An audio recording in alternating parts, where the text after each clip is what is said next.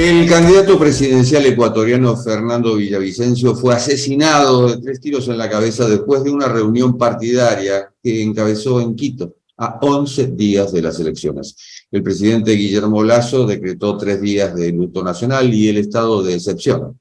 Villavicencio era uno de los 8 candidatos que buscaban el voto de los ecuatorianos el 20 de agosto. Lasso acortó su propio periodo de gobierno y disolvió la Asamblea Nacional cuando lo enjuiciaban con miras a destituirlo, en un procedimiento llamado muerte cruzada. Tanto el nuevo mandatario como los nuevos legisladores tendrán que completar el actual periodo, que termina en mayo de 2025. Pero comienza la incertidumbre sembrada por este magnicidio. Estamos en contacto con María Belén Arroyo, periodista, editora política de la revista Vistazo. Cubre política, narcotráfico, corrupción, ambiente y delitos de cuello blanco. En 2018 cofundó el portal de investigación periodística Código Vidrio. Es coautora con Arturo Torres del libro Rehenes. ¿Por qué murieron los periodistas del diario El Comercio? Radiografía del narcotráfico en Ecuador. Y hablando de narcotráfico, bueno, mucho se ha especulado sobre la posibilidad de que el narcotráfico esté detrás del asesinato de Fernando Villavicencio. Y esa es la pregunta para María Belén. ¿Es posible que el crimen haya sido provocado por alguna banda de narcotraficantes? Gracias, Jorge, agradecida por la entrevista, estoy muy honrada. Respecto a tu pregunta, efectivamente, no pierdas de vista que Fernando Villavicencio es el candidato que hablaba directa y frontalmente de las mafias y las daba con nombre y apellido. Hablaba del narcotráfico, pero también hablaba de la imbricación y vasos comunicantes entre las mafias. No hace más de 12 días, él había mencionado que había recibido amenazas de muerte y mencionó el nombre de un cartel mexicano y más claramente dio el nombre del representante y operador local del cartel mexicano aquí en Ecuador, que es una figura de alcance público, y mencionó que había recibido amenazas contra su vida. Villavicencio estructuraba su campaña a partir de una propuesta de lucha frontal contra las mafias de todo tipo y en ellas incluía a la del narcotráfico. En un primer momento se difundió un video supuestamente del grupo Los Lobos, la banda Los Lobos, que tiene vínculo con el cártel de Jalisco, de México, y luego la misma banda, digamos que desestima o dice que no participó justamente de este crimen. La impunidad con la cual se mueven las bandas es realmente sorprendente. Sí, y debe llamarles a ustedes la atención y a nosotros todavía no deja de sorprendernos. Tenemos una proliferación de organizaciones del crimen aquí vinculado con algunas actividades imbricadas con la ilegalidad y efectivamente los Lobos son una organización que en un video se atribuía a este crimen. Esto ha sido puesto en duda cuando en rueda de prensa las autoridades de la policía mencionan que hay 6 detenidos y que pertenecen a distintas organizaciones criminales que habrían sido los operadores de este asesinato.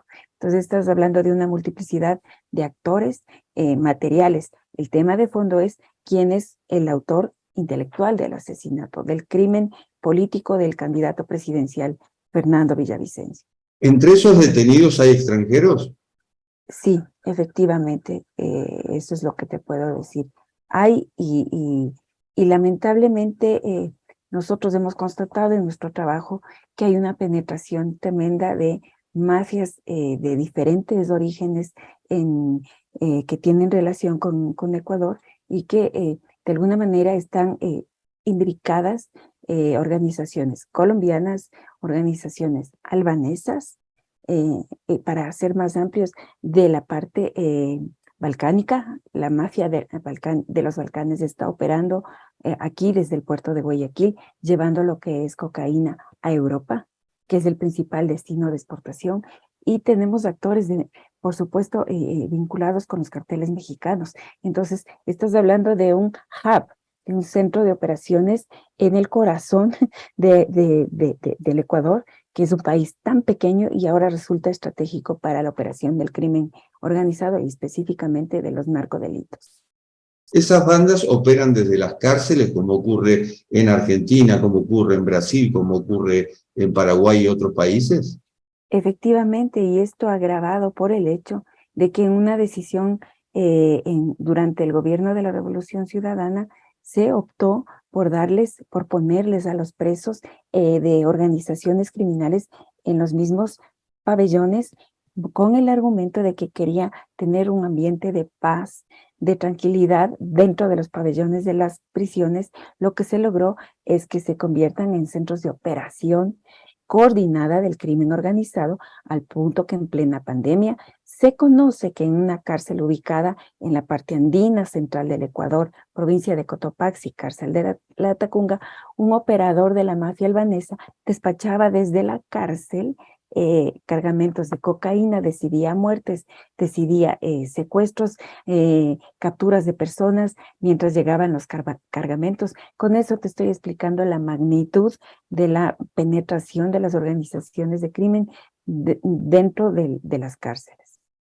Hablas del gobierno de la Revolución Ciudadana. ¿Cuánto influye el expresidente Rafael Correa en la campaña? Él es un actor omnipresente. El presidente Correa gobernó del 2007 al 2017 el país, generó un cambio, tuvo una posibilidad de tener recursos gracias al boom de las materias primas. Y actualmente por sentencia que pese en su contra por el caso Sobornos, revelado periodísticamente por Fernando Villavicencio, él tiene una orden de prisión, por tanto al venir al Ecuador tendría que pagar cárcel. Este momento, él, si bien no está presente físicamente, es el actor omnipresente a través de redes sociales. Tú lo puedes ver en cualquier red social y sus candidatos sacan afiches con él, que a fin de cuentas es una persona que está con una sentencia por un delito contra el Estado. El caso se llama Arroz Verde o Sobornos, que tiene que ver con cobros a empresas que habrían financiado las campañas presidenciales a cambio de contratos. Este caso, ni más ni menos, que fue revelado en abril de 2019 por Fernando Villavicencio, periodista de investigación. Eso habla del peso del correísmo en Ecuador. En febrero, de hecho, han ganado las alcaldías de Quito y Guayaquil. Sí, ganaron las principales ciudades, efectivamente, y lograron un reposicionamiento estratégico en las ciudades principales. Lograron una presencia que no fue, digamos, esperada como actor político. Consiguieron algo que ha pasado muy bajo el radar, que es la mayoría en un ente que es con un nombre largo y pomposo que tal vez no te diga a ti y a las personas de tu audiencia amplia, que es internacional, pero es un Consejo de Participación Ciudadana y Control Social, el corazón que nombra las autoridades de control. El tema del control está ahí. Ellos tienen la facultad de organizar los concursos para contralor, fiscal, miembros de la Corte Nacional de Justicia, todos los concursos de lo que sería la cosa pública, pero el control, lo que sería el tema del engranaje público, pasan por este canal. Y entonces, silenciosamente, lograron articularse en estas elecciones y se hicieron con la mayoría de esta entidad, de este ente público, que tiene a su haber el gran rol de elegir autoridades de control. Quien tiene el control tiene todo. Si tú tienes el control, puedes decidir que el contralor es favorable a tu organización política. El contralor puede decidir si hay o no indicios de corrupción en un contrato. Esa es más o menos la implicación de la victoria de febrero, más allá del triunfo sobre autoridades locales. Esto que te cuento pasa más bajo el radar, no es tan visible, pero está latente y es como lo que tiene implicaciones más profundas allá en el análisis de esta jornada de febrero. ¿Y ese control también implica la creación de empleo público? No es tanto así, es más bien por el lado del tema justicia, el electoral, lo que sería fiscalía, todos los que son estos cargos de autoridades que ejercen algún tipo de control o contrapeso político, pasan por concursos que son hábilmente organizados por esta entidad. Entonces, ahí es que radica su poder. El gran déficit del gobierno de Lasso ha sido justamente detener la delincuencia y, por supuesto, el crecimiento del narcotráfico. A ver, sí, efectivamente, es bueno plantearlo así, porque por otro lado, el discurso oficial es que él ha dado unos golpes tan contundentes que eso ha despertado la reacción furibunda de las organizaciones del crimen. Son dos, depende de con qué luz mires el cristal. Efectivamente ha habido unos golpes muy grandes dentro de los últimos años y eso te hace pensar qué estuvo pasando en años previos, que no se capturaba, que se dejaba pasar, que había una especie de omisión respecto a la operación. Entonces, por un lado se empiezan a dar golpes contundentes, por otro lado hay una debilidad concreta del gobierno de Lasso, que es no atacar el corazón de las organizaciones. Simplemente te dicen, mira, hay una captura, pero descomunal, tantas toneladas, y esto todo el mundo parece que se obnubila, cuando en realidad ha habido ineficacia en detener, en detectar a las figuras claves de estas organizaciones del crimen, que como tú debes saber, en este momento en que estamos viviendo, las grandes cabezas, los cerebros grises son empresarios, no son necesariamente estas figuras relacionadas con el mundo mafioso, son personas que se presentan como empresarios que no tienen ni sangre en las manos, ni huellas de sustancia en el cuerpo, están libres, no tienen ni siquiera una pistola, todo han delegado y son los invisibles. Este gobierno no ha podido identificar estructuras operando y eso es lo que ha hecho que simplemente haga lo más visible es encontrar toneladas, detener toneladas. Y la pregunta es, si detienes una y pasan 5, entonces, ¿cuánto está pasando? ¿Pero eso es ineficacia o es complicidad? A ver, por un lado, toma en cuenta y para que seamos rigurosos en el análisis, por favor, Jorge. Lasso no llegó a cumplir 2 años en el gobierno. Estuvo gobernando siempre bajo bloqueo, desde el legislativo. Entonces, y yo también pienso, le doy el beneficio de la duda, es que tampoco ha tenido el tiempo como para entender la problemática o tener un plan a más largo plazo, porque él mismo terminó consumido por sus propias falencias. A él, como tú lo explicaste claramente, en un momento empiezan a investigar en un entramado de posible corrupción y de posible vínculo de alguien cercano al presidente Lasso con un representante de la mafia albanesa, entre, entre signos de interrogación. ¿Era o no un señor albanés de la mafia o no era de la mafia, pero era amigo de alguien cercanísimo al presidente? Es en ese contexto que él resuelve la muerte cruzada y se anticipa a elecciones y estamos viviendo el tramo final de su mandato. ¿Cómo, Entonces, cómo, cómo lo percibe la sociedad, al margen, por supuesto, de la lectura política? ¿Cómo ves el clima social después de esto, que es un hecho reciente? ya, efectivamente, hay una sensación de que este presidente se preparó 10 años para hacer un triste papel que le queda en deuda al país.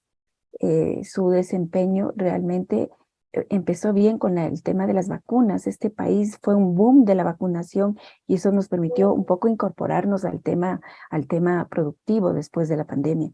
Pero el asunto seguridad siempre ha sido como que no se da abasto, que no llega a tener el control o no llega a lograr un mensaje contundente de que está actuando contra las mafias, porque efectivamente está todo el tiempo bajo. No te olvides, Jorge, hubo una consulta popular en febrero y el gobierno la perdió. Y era algo que en sentido común te hablaba de la posibilidad de que puedas extraditar a personas que han cometido estos delitos tremendos de corrupción, tremendos de narcodelitos, a países como Estados Unidos. La Constitución ecuatoriana prohíbe la extradición de connacionales bajo un principio de garantismo.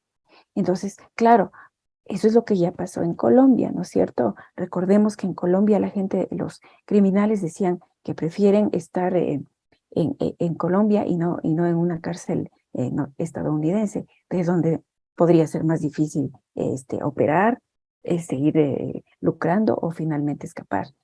Acá el gobierno ecuatoriano pierde esta pregunta, todas las preguntas de la consulta popular, pero las más críticas son efectivamente esta de la extradición.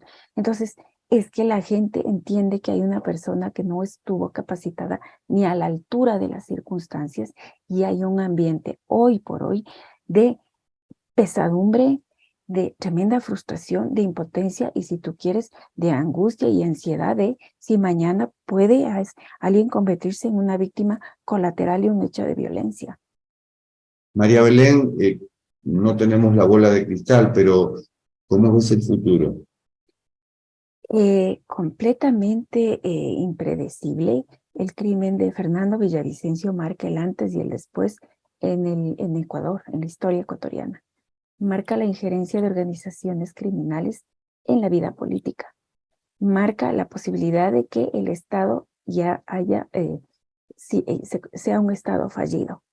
El rato que un candidato presidencial que tenía protección de figuras uniformadas, porque así lo tenía el candidato, y muere, quiere decir que el Estado fue ineficaz, ineficiente e incapaz de darle seguridad a una persona tan visible, de ahí que le espera al resto.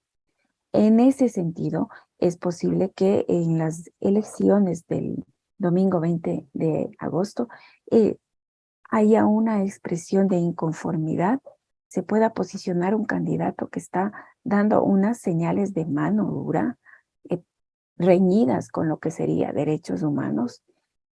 Y en verdad es difícil, como tú dices, pero hay un momento de incertidumbre y hay un momento de pesadumbre además.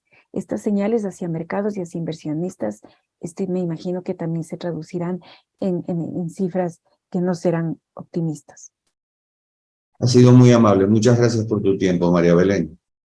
No, yo agradezco el interés de ustedes y estoy a las órdenes en Quito.